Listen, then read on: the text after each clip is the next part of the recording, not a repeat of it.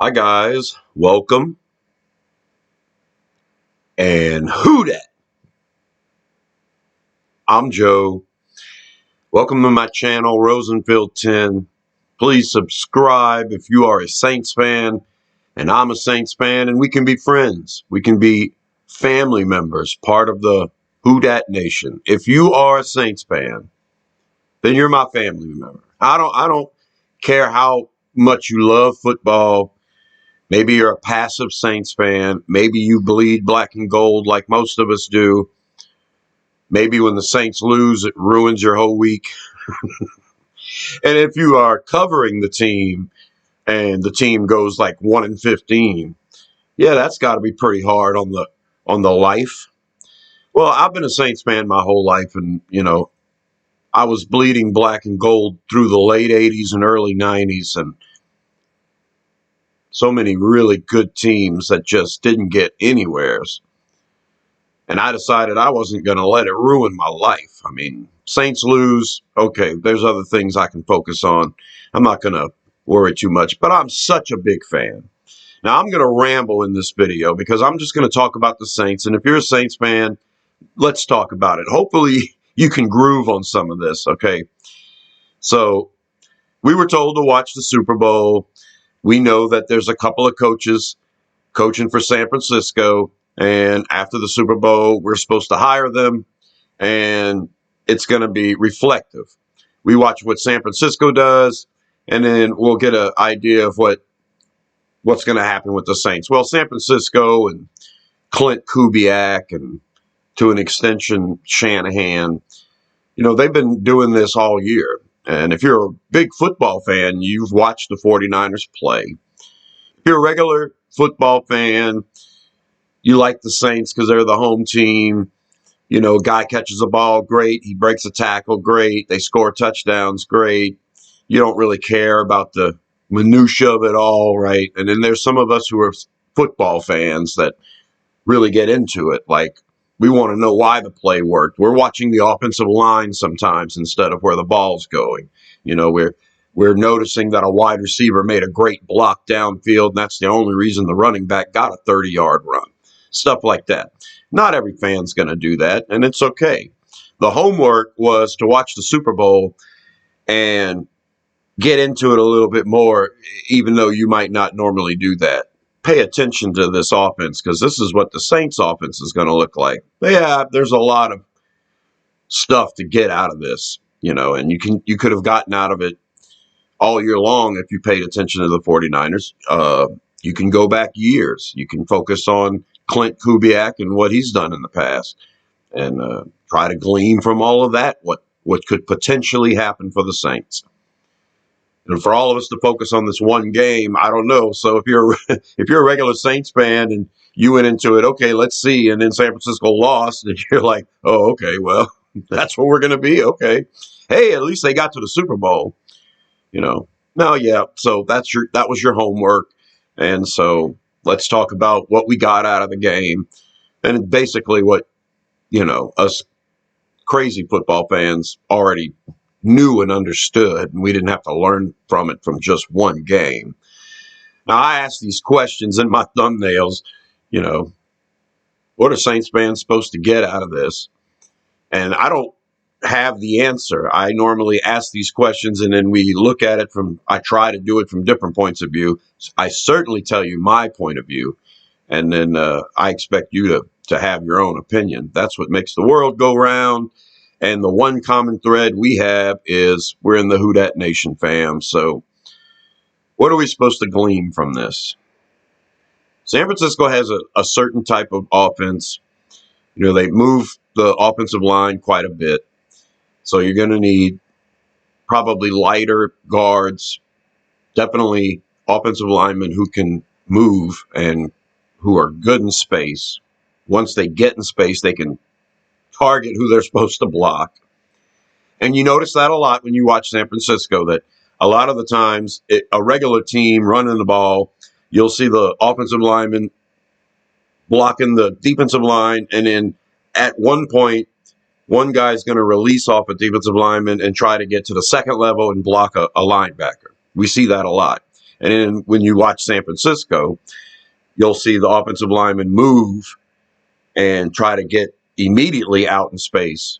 That would be the one guy they're going to block is that linebacker or that whatever nickelback that's in the box or whatever. So you see a lot of movement like that. And I noticed in the Super Bowl that once Kansas City started blitzing a lot, that there were a lot of linemen coming free. Like nobody chipped them, nobody blocked them. The guy that was in front of them moved to go block someone else. And because the blitz was on, somebody else had to pick up the blitzer, and it left, Chris Jones or whoever crashing down the pocket. And so San Francisco has this offense that's tailored to a lot of motion, movement, and then the defense is not quite sure who to cover. And what you're hoping happens is somebody gets lost in all of that. And it happened to the Saints when we played the Rams. The Rams have a lot of the same kind of flashiness with motion and movement, and there's some similarities where they'll have a base formation and run a bunch of plays out of it, stuff like that. And everyone's versatile; they can do different things. So the motion is what confused the Saints against the Rams, and what ended up happening is one person misses their assignment, and all of a sudden, the Rams look like the greatest show on turf. You go back and watch the Super Bowl, even plays that didn't happen for the 49ers, and you'll see there's wide receivers running wide open. And it's because the system is so good, the scheme is so good, that you call these plays up, somebody will get lost.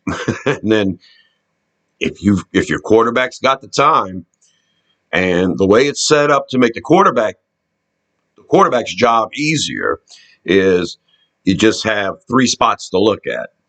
You know what the play is, and you're just looking for three spots. If this play confuses the defense, then bam, bam, bam. And, that's how a quarterback should read the defense anyway. He should be knowing his routes and looking at the spot on the field where the route's going to come open and see where the defense is at, and then, go to the guy that's going to be open. It doesn't seem like it would be, different, except that I'm assuming with San Francisco, there's a lot of 3 steps and drop and throw, 3-step drop and then throw, some quick stuff. Everybody's got a quick pass. I'm pretty sure everyone's got a short route in every play you design. Maybe not Mike McCarthy back in the Saints days, but hey, there's always a outlet, somebody to dump it off to if the blitz is coming. There should be a couple of options there for quick release on every play. I mean, if you're going to be successful. So this is what happened to the 49ers in the Super Bowl. He's dropping back to pass, but somebody didn't get blocked because a blitzer had to get picked up. You got offensive linemen not picking up a defensive tackle somehow, and the guy's crashing down right in your face. You've only got 2 seconds to throw the ball. So where's your quick outlet at that point? Purdy, to me, is a pretty good quarterback. I don't care that he was Mr. Irrelevant. If you fit in the system and you're showing as much as he's shown as a quarterback, then I'm pretty sure he knew where to go with the ball in these situations. And so you hope the offensive line holds up and you have enough time, 3-4 seconds, so you can go through your route tree. But when those guys were crashing in, I'm assuming the reason Purdy didn't go to his first read, quickest throw is because it was covered up. And if the Chiefs are doing that, getting blitzes in your face and, covering up everything short, then, yeah, you got to adjust to that. So what I noticed is a lack of an adjustment. In the third quarter, the 49ers, who I think their entire offense is predicated on running the ball and working off of the run. So, and that's something that Kubiak's dad did a lot of. And so I'm assuming Clint Kubiak's going to do that for the Saints. They quit running the ball in the third quarter, when the game was, it was theirs to lose.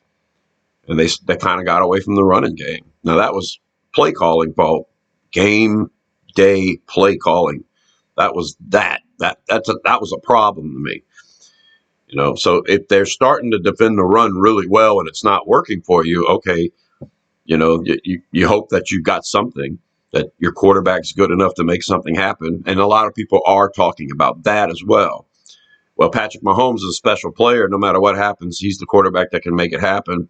Purdy's not so special in that he's working within a system, and if something happens and the system starts to break down, then can he be Superman and win the game for you? Not very many players can. And even some of them that are just okay players have their moments. I mean, Baker Mayfield can win a game for you in the end. Doesn't mean he's going to do it every time. And I'm sure Brock Purdy can. He won 2 come from behind playoff victories on his way to the Super Bowl. I have no issues with Purdy. The issue I have is in this system when someone's crashing in your face right away and you don't have a quick outlet to get rid of the ball. You've got to be able to adjust on the fly.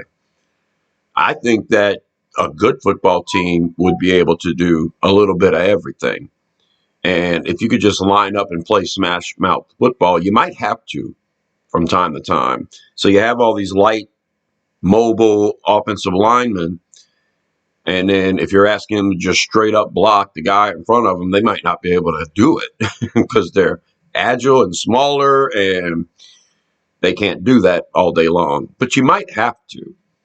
And if what you're doing on offense doesn't work because they're being effective blitzing, then you got to have a counter to that. You got to be able to adjust, pick up the blitz, and do something else, something they're not expecting. And I guess that's what's going to make the teams great. If you're going to be great or not, you're going to have to be able to adjust on the fly. And I saw a lack of adjustment there when they couldn't make the system work. It was like the way the system was set up, they couldn't pick up the blitz. Well, hold on one sec. Okay, I'm back. I had to check my phone. My wife and kid are at a Mardi Gras parade right now. This is the last one of the year. We've been to enough. And I got to check on them whenever I get texts and stuff. So they're having a good time down here in Louisiana. And hopefully all of us will be having a good time when the next Saints season starts. And hopefully that this offensive system is so cutting edge that it's going to function for us well. Like I said, Purdy wasn't able to get rid of the ball, and that was an issue. But there were still wide receivers running open on those plays because the system is set up to be effective. My issue was he couldn't get the ball to them because they weren't picking up the blitz. And then, so where there's a plus, there's a minus. If you have the biggest guy that can block anybody straight up, he's not going to be able to move out in space and do good stuff there. So you hope you always get a guy that can do it all. And, that's what I'm hoping. I'm hoping that when we start to get offensive linemen that fit this scheme, we don't see some of the issues that we saw in the Super Bowl. Pro Bowl players false starting. Okay, well, crowd noise probably wasn't much of a factor. The nerves, maybe, yeah. Or does it have something to do with that system where there's a lot of motioning and moving around, and this is an added thing to try to confuse the defense? You mix up your play calls, and next thing you know, you got Pro Bowl offensive lineman false starting and then holding and then false starting. And it seemed like that was an issue for them in the Super Bowl, and a big issue because if it's second and short and then all of a sudden it's second and third and you got to kind of get away from what you're doing, you should never get away from running the ball in this offense. So I worry about the offensive line because that's what I saw. I saw a lot of good things too. I saw a lot of plays being blocked up that were run plays, and McCaffrey being a good running back with vision and being able to find the open space. And, there was the creativity with the pass from the wide receiver and all that, but you can be creative and mix things up. All coaches should have a bag of tricks. But in order to run this offense successfully, you certainly have to have players that have a certain ability that, you know, I saw an issue with that. At, at first, at first glance, I'm thinking, okay, San Francisco, great fullback, great tight end, and a great X factor in Deebo Samuel. So you've got a fullback who's he's like a tight end. I mean, when their fullback runs a route, he looks like a tight end. I mean, he makes catches on the sideline like a wide receiver. He's a special fullback. You get a guy that athletic that can move like that, a guy that is going to stay on the field all the time. They always have the fullback out there.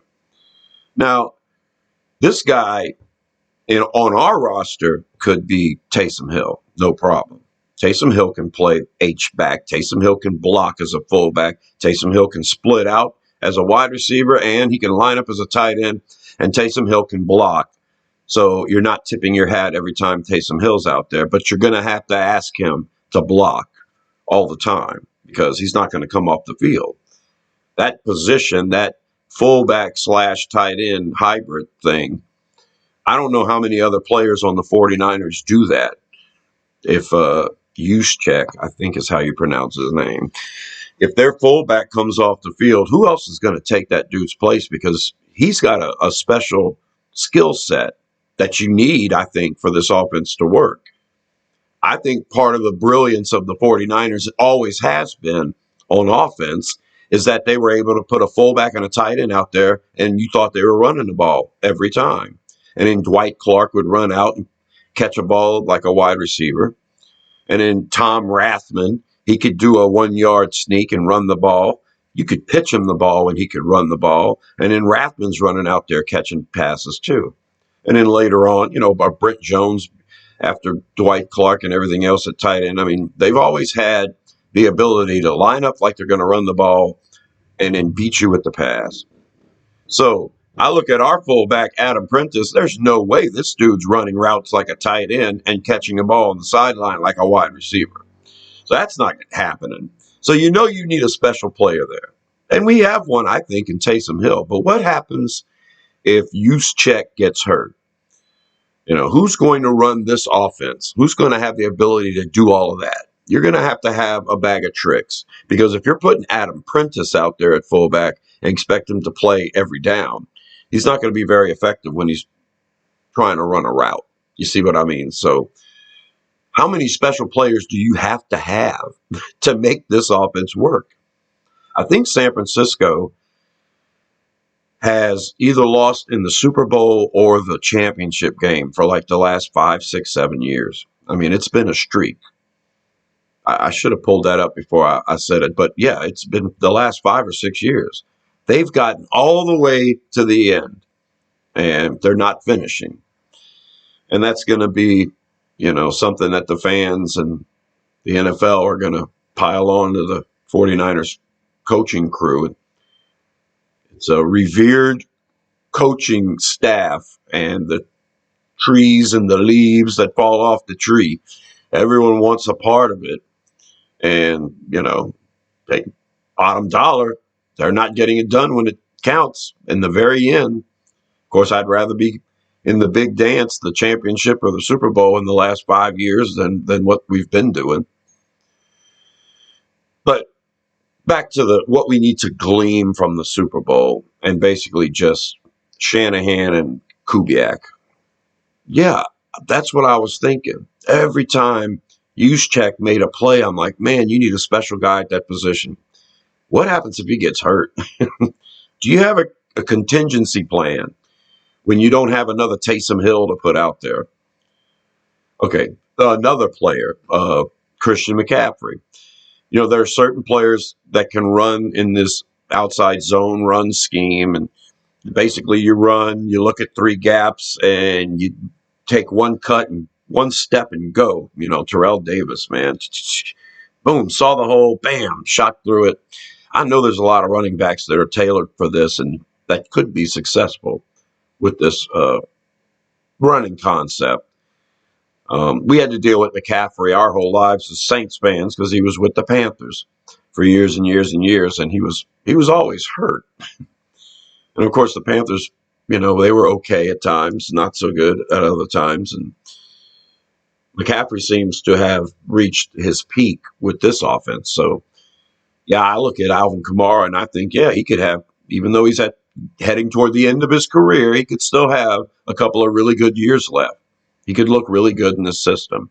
And other running backs could look pretty good in this system too. But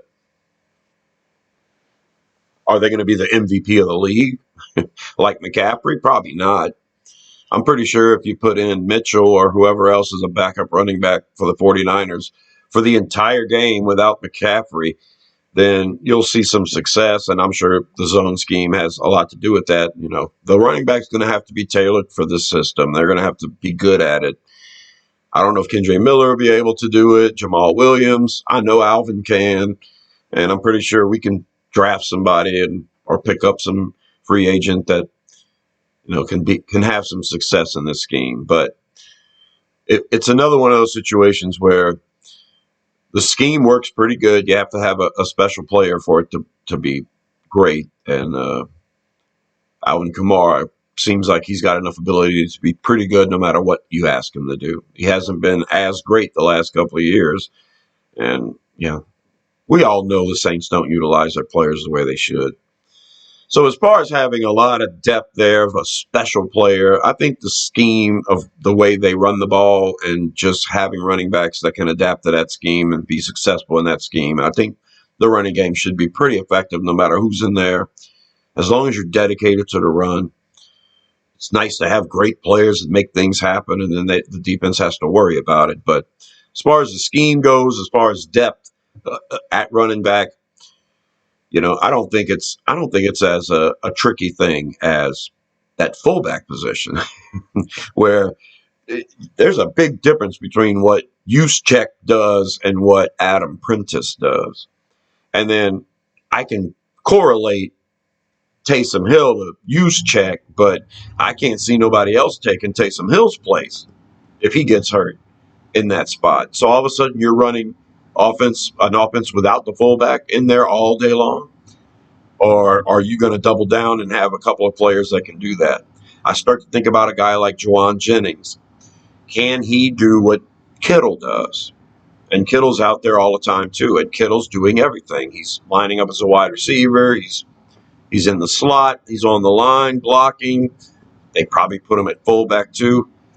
Kittle's a tight end, and it's another position where in this offense you're going to have to be special and have certain traits.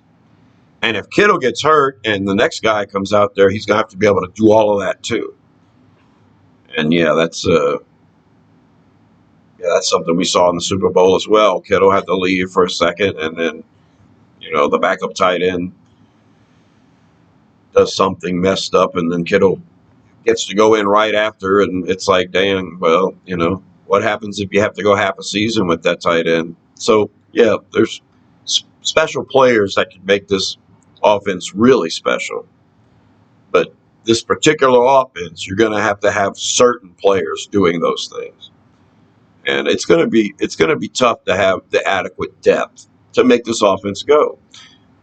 And I'm real confused about offensive line right now. I mean, so much of it, in my mind, translates to agility, good run blockers that are agile, and movement, location of the player you need to block, good in space, all this stuff. All of that is what I'm telling myself you need for this offense. And then I think about, is he going to be able to block the guy one-on-one, man up, just boom, boom? Can he do it?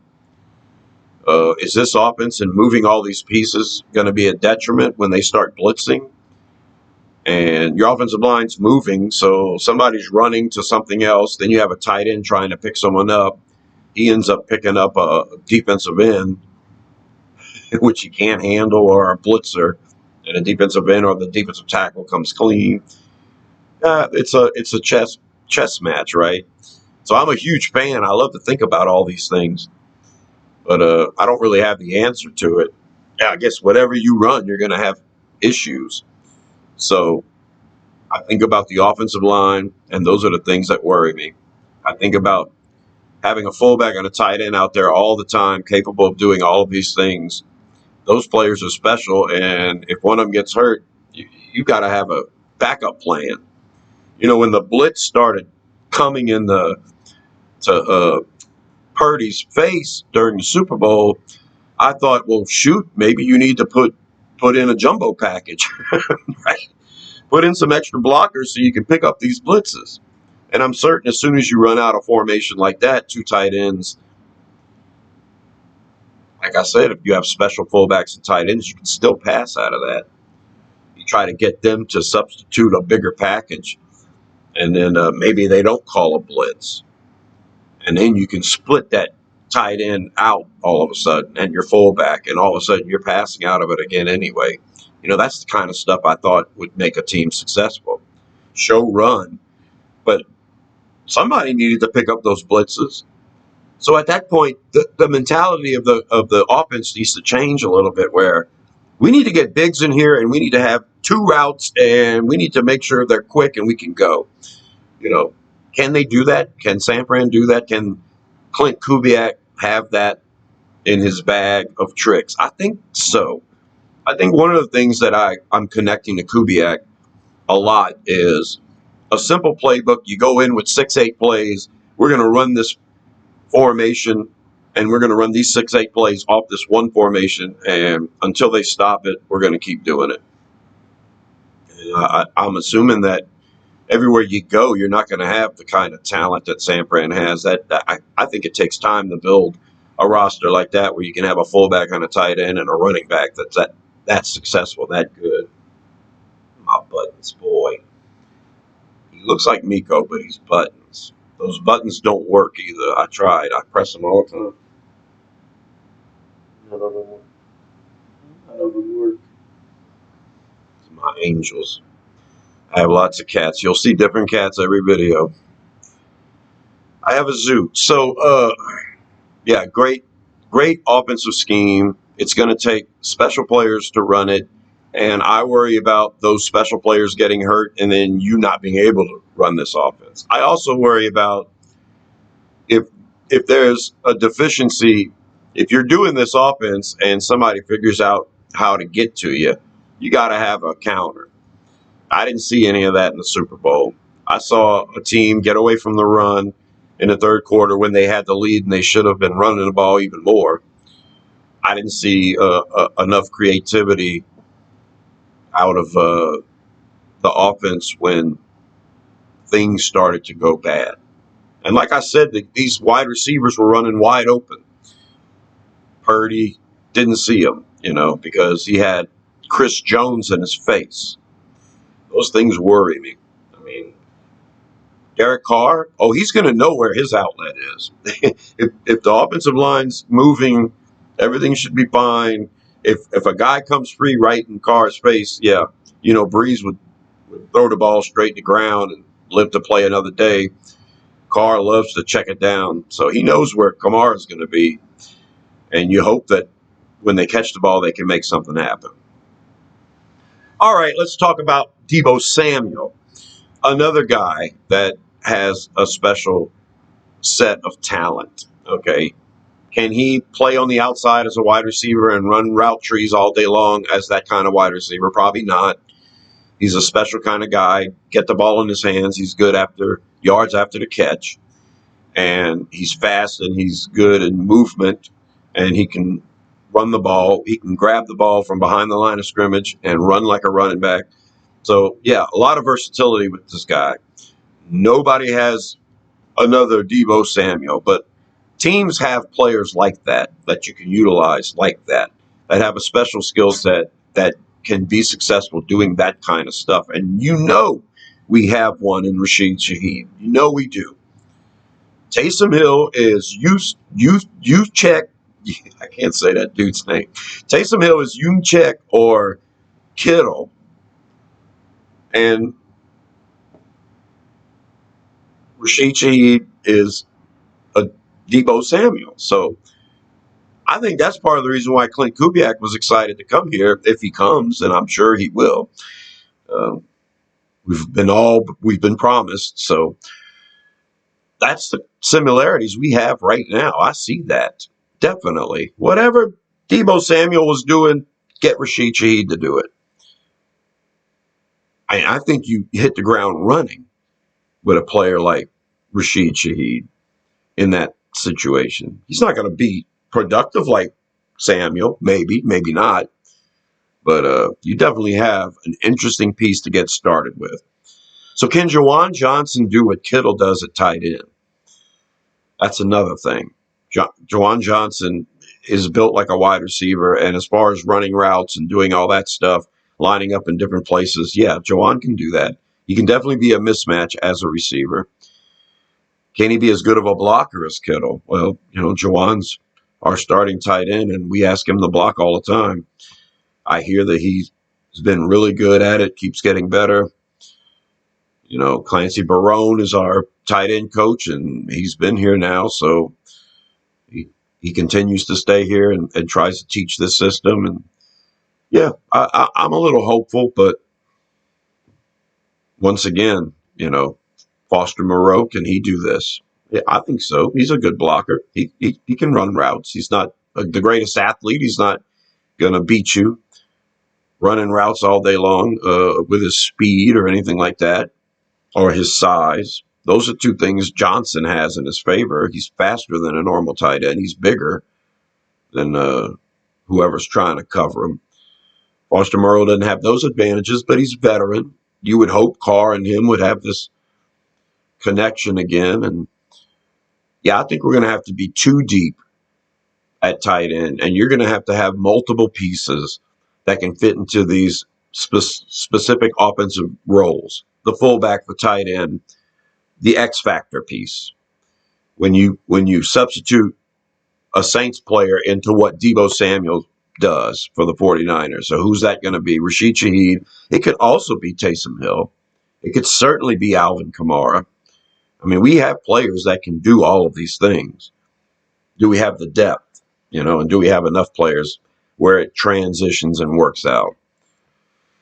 So yeah, I've been rambling now for a half hour about all this stuff. They gave me the homework and I wanted to do it. And that's kind of some of the stuff I've gleaned. I'm going to keep talking about it. I'm going to talk about a few other things too. Everybody that I watch videos about the Saints, all of them yesterday did a video saying it's official, done deal. And before watching any of them, I thought, oh, wow. You mean Clint Kubiak lost the Super Bowl and the very next day on Lundi Gras, he's signing his contract? Wow. No, all of them used the thumbnail to get me to click and watch. And the first one, I already knew it wasn't official. The Super Bowl's over, so now we're almost there. Well, why did you tell me it was a done deal? One thumbnail said done deal. One thumbnail said the official start of the new future. And man, I thought pen was to paper, and it wasn't. And I hope these guys paid $250,000 to go to college, to learn how to be a journalist, to learn how to lie to somebody so they'll click on your damn video. Because that's what I felt like you were doing. You're paid to cover the Saints, and now you're lying to me. I'm getting my news from you, jackhats. Okay, so when you say done deal, and then I click on the video and you go, it's not done yet, then clickbait, okay? And I don't need to go to college to learn how to lie to people, all right? So what I do is I'll ask a question, whether I tell you the answer. I hope I'm not telling you the answer. If you don't know, what should Saints fans glean from this video, from the watching the Super Bowl, and then from this video? I tell you everything I saw. Hopefully you watched it yourself. Yeah, I'm not the expert. I'm definitely not going to lie to you. Click on my, I'm going to lie to you. It's a done deal. There were 5 videos, 5 different channels that were telling me it was a done deal until I started watching the video. No, somebody from the NFL said, oh, yeah, it's definitely happening. Yeah, they said that last week. All right, Mardi Gras today, I expect the man to sign either Wednesday, Thursday, or Friday. That's what I'm expecting. Don't tell me he did it on Monday. No, he didn't do it on Monday. He ain't doing it today either. I hate that stuff. Okay, so I got that out of the way, and I hope you guys can groove on that because those things bother me. I hate it when Saints content providers put in bold print a rumor and expect me to think that it's the truth. You know. Okay, so I got that out of the way. All right, we're going to continue to talk about the 49ers and the system. Brock Purdy, the quarterback. I think that Derek Carr, having 10 years veteran experience, that he should be able to operate this offense, and I think that he should be successful. I don't know if he's going to be as good as Brock Purdy, a quarterback as Brock Purdy. I mean, it kind of feels like Carr should be a better player than Purdy right now. But, proof's in the numbers. Purdy led the league in all kinds of important categories this year. And I think Carr can function that way as a quarterback in this offense. So also, I'm going to mention Jake Haener here too, who wouldn't that be interesting if Clint Kubiak had his eye on Jake Haener last year from where he was at? Wouldn't it be interesting if he thought, that's a guy I wouldn't mind putting in this system, and Saints end up getting him, and now that's part of the reason Kubiak's coming too, because whether Carr works out or not, you're pretty excited about what you have in Haener. I think Haener's physical limitations are going to keep him from being a great quarterback, but I bet he can perform, and I bet in this system he can perform really well. And I'm interested to see his progression, and we hear from a lot of Saints coaches that he's off the charts as far as a quarterback understanding the passion, the leadership skills, and the accuracy and the movement, and to be able to do everything that it seems like a quarterback in this offense would have to be able to do. Every quarterback should be excited about having a 3-step drop and someone quick to throw to, 3 quick reads, and then. But yeah, if something starts to break down, you would love to have a special player at quarterback like Pat Mahomes. Wouldn't we all love to have him that can get out and make something happen? So a lot of people are focusing on the new quarterback, the guy that's mobile and that can run, and you should have run pass options in every play scheme and game plan, and then a guy that can take off running. I need a guy that's accurate too. Everyone says we're getting away from the Drew Brees type of quarterback, but yet Brock Purdy, who's pretty much a pocket passer, quick, read, get out, quick. This is the guy going to the Super Bowl. You've got Patrick Mahomes, who's kind of a one type. He's pretty good as an accurate passer in the pocket, though, besides being Superman. And then you got this guy, Purdy, who he can move, but his shtick to me is basically Drew Brees's, and to Jake Haener too, where they're going to be successful by dropping back, knowing the coverage, knowing the routes, getting rid of the ball quick, distributing the ball, playing safe, game manager, and you hope that he can make a play or two in the end. And I think Purdy has that ability, being that type of quarterback, because he came from behind in 2 different playoff games. We can't all be Superman. I just think it's interesting that everyone says we're getting away from that type of quarterback, and yet that's kind of the type of quarterback that Detroit wants, that the Rams want, that the 49ers want. A guy who's good at processing, who's good at pocket presence, who's good at getting rid of the ball quick. I mean, it'd be great if you had an athlete that can make things happen as long as he can still throw from the pocket and be accurate. So I don't think we're getting away from the Drew Brees type of quarterback. On the contrary, I think that's more of the type you need to be successful. I want every quarterback that we have to be an athlete, but they have to be able to process information. They have to be able to call plays. audible out into something else. It's something that Purdy didn't do in the Super Bowl effectively. I mean, there were times when, yeah, he seemed like he called a timeout once when he could have audibled into something else. There was one time when he audibled and he audibled into the perfect run play, and there were times when he looked like he wasn't sure what he wanted to do. So yeah, I think that maybe Jake Hayner, believe it or not, might be a guy that Kubiak can get excited about. We can still get better as overall physical talent, but in the head, I'm not sure if you can get better than someone like Hayner as a young guy. I hear it's off the charts, so we'll see. That's something to look forward to. And as far as other players on the Saints roster and this new scheme we're going to run, I'm not sure if they translate offensive linemen and any of those backup pieces that we have, the wide receivers that we have, the backup tight ends past Moreau, the offensive linemen like Nick Saldiveri. Maybe all of a sudden he looks like a good starter because this scheme fits him, things like that. I'm not sure if Lynn Bowden Jr. could be good in this or not, but I'm telling you one more thing before I let you go.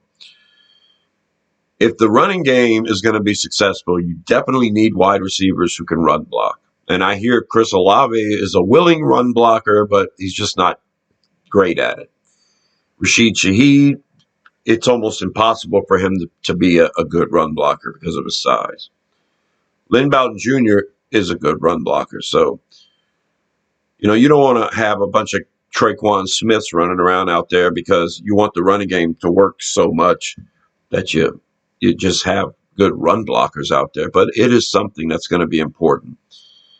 Wide receivers who are able to make plays, yak, which is what San Francisco depends a lot on. And also the toughness to be able to go out there in the run block.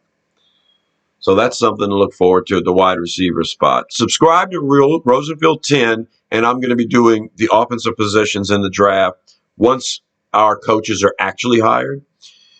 And when I do wide receivers, we're going to be looking a lot at that. Willing run blockers who can actually play wide receiver and give you some yak. We'll be looking at the tight ends and who could potentially be versatile enough to do all of this in this new scheme. And we'll probably revisit offensive line as well. And of course, we'll be talking about whether the Saints should draft a quarterback. Subscribe to Rosenfield 10, and we'll get into all of that. Thanks for listening to me ramble. If you're a Saints fan and you're in the Who Dat Nation, I hope you enjoyed this. Let me know what you gleaned out of the Super Bowl. Did you do your homework? And we'll talk about this and all kind of other stuff on the next one. So until then, Who Dat?